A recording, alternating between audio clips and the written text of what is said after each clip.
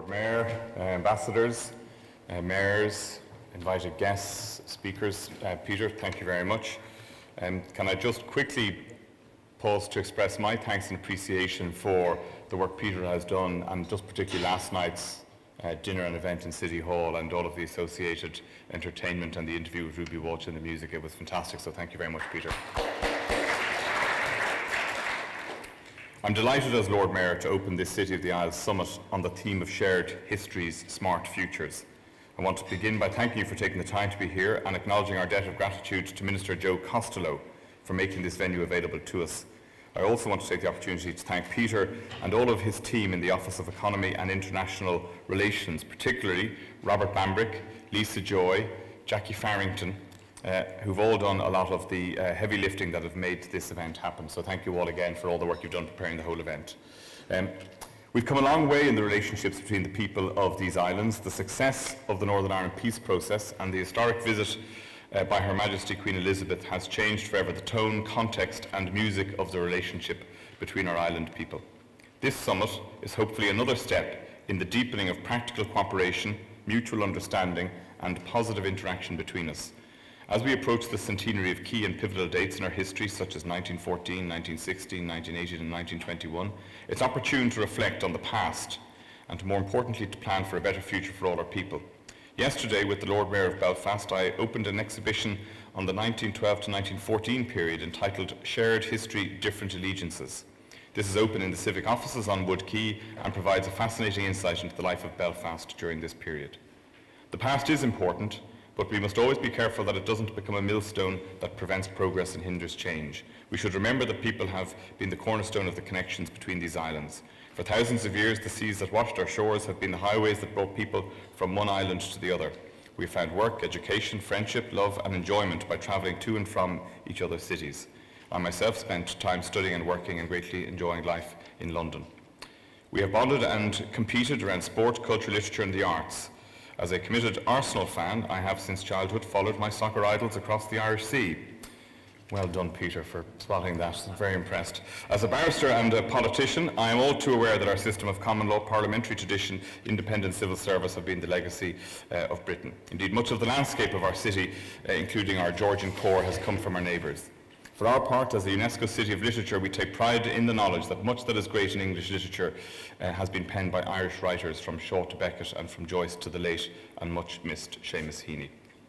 Wherever we go on these islands, in business, in civic life and in education, we will find that our cities have been enriched by the contributions of the English, the Welsh, the Scots and the Irish of North and of South.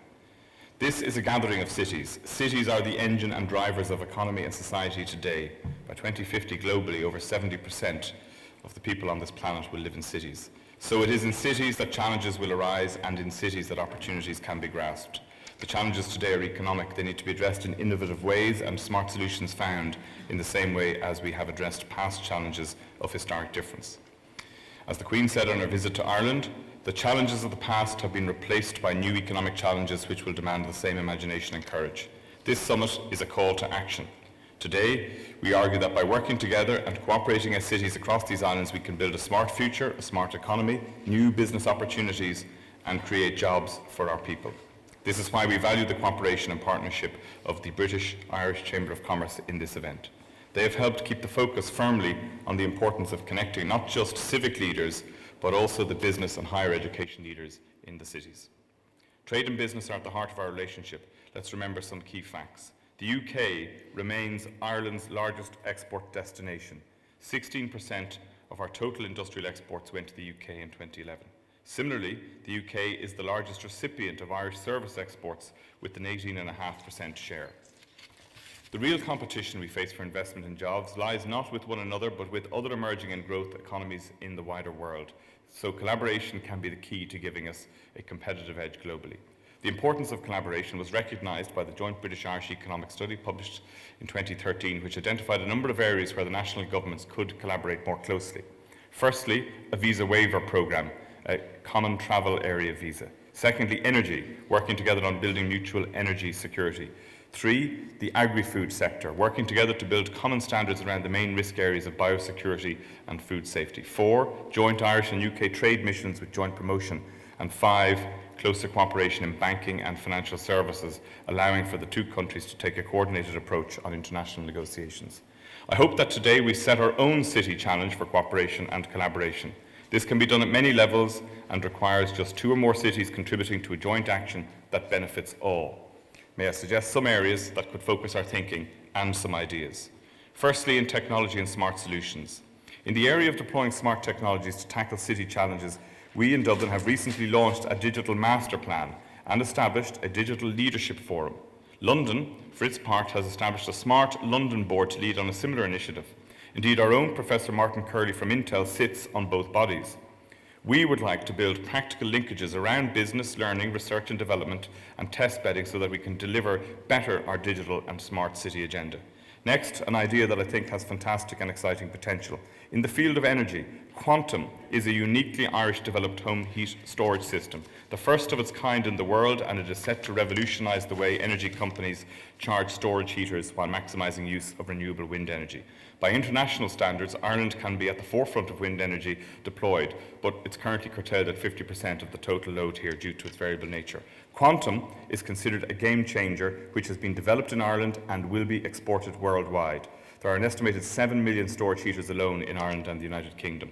A pilot project using just 140 homes at 2 locations in Dublin, in partnership with the Greenway, Dublin's clean tech cluster organisation, has demonstrated yearly savings of €37,000.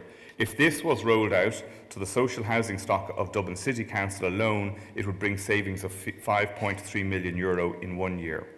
So following the model of this pilot, Glendimplex is working with the Northern Ireland Housing Executive on a project involving 100 homes and has a project with Scottish and Southern Energy to fit 750 homes in the Shetland Islands with this quantum system, with the view to exploiting the wind energy resources there. So that is a fantastic example of the potential of these collaborative ventures. Next, new business. On supporting entrepreneurship, attracting mobile talent and investment, and attracting the European headquarters for new and emerging global companies, we believe there is a role for joint action between our cities. This could involve joint or shared promotion into different parts of the world, thus making the most of the limited financial and people resources available to us all. 3, tourism and events. Tourism, culture and the arts and sport are all important drivers of our economy. I believe we can look at joint activity around promoting events internationally, connecting cultural organisations to develop festivals over more than one location and offering connected programmes around linked cross-city sports events for sports tourism. Such events such as the tall ships, for example, necessitated more than one city being involved. And then on the conference side, we are all as cities in the business of attracting major conferences to our cities.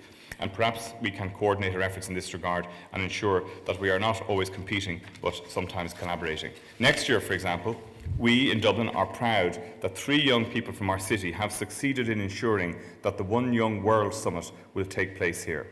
This is a global network gathering of over 1,500 young leaders from around the world, from business, civic society, education and community.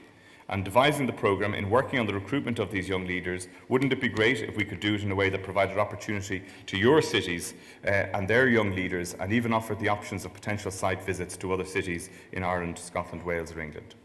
Next, EU programmes. As cities sharing a common language, common challenges and a common geographic area on the globe, we can, I believe, collaborate on European programmes, especially the forthcoming Horizon 2020 funding.